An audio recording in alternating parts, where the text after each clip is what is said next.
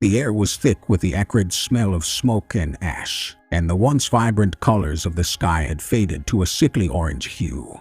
The sun, now a dim and distant memory, could barely be seen through the thick layer of smoke and dust that had settled over the world. The wind, once a gentle breeze that brought the scent of flowers and the sound of birdsong, now howled with a fury that seemed to shake the very foundations of the earth. In the distance, there were the sounds of screams and cries, and the harsh roar of flames. It was as if the world was ending, as if all of humanity had been consumed by a great fire that raged out of control. The last few years had been a slow descent into chaos. It started with small environmental disasters. Droughts that lasted too long, hurricanes that were too powerful, floods that never seemed to end. People started to panic, to hoard food and water, to stockpile weapons and ammunition. Governments fell, economies crumbled, and people were left to fend for themselves. As the world grew more and more unstable, the wars started. They were small at first, skirmishes between neighboring countries over resources or territory. But soon they escalated, and every corner of the world was engulfed in conflict. The great powers of the world clashed, and the battles were so fierce that the very earth shook beneath their feet. In the end, it was not the wars that destroyed the world. It was the environment itself. The world had been pushed too far, and it could no longer sustain the weight of humanity's greed and arrogance. The air grew thick with pollutants, the oceans were filled with plastic and toxic waste, and the soil was poisoned by chemicals and pesticides. The first signs of the end came slowly.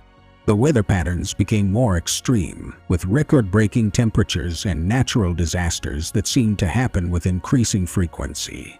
People started to flee their homes, seeking refuge in places that were still habitable. But there was nowhere left to go. The final blow came in the form of a massive solar storm. It was the kind of event that scientists had been warning about for years, but no one had taken seriously.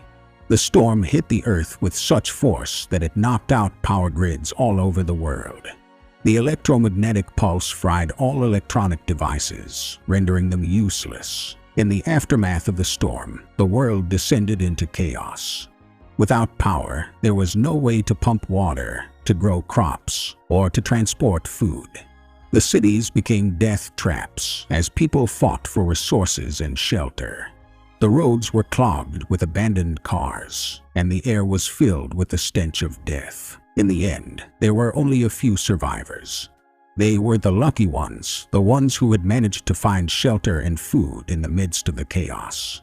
They huddled together in small communities, struggling to survive in a world that had been destroyed by their own hands. The landscape was barren and desolate, with nothing but ash and rubble as far as the eye could see. The once great cities were now nothing but ruins, their towering skyscrapers reduced to piles of twisted metal and broken glass. The few remaining animals scavenged for food, and the only sounds were the rustling of dead leaves and the occasional cry of a desperate survivor. In the end, it was a quiet apocalypse.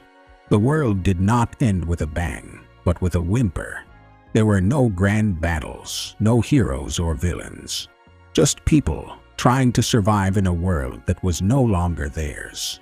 As the survivors looked out at the desolate landscape, they knew that they were the last of their kind.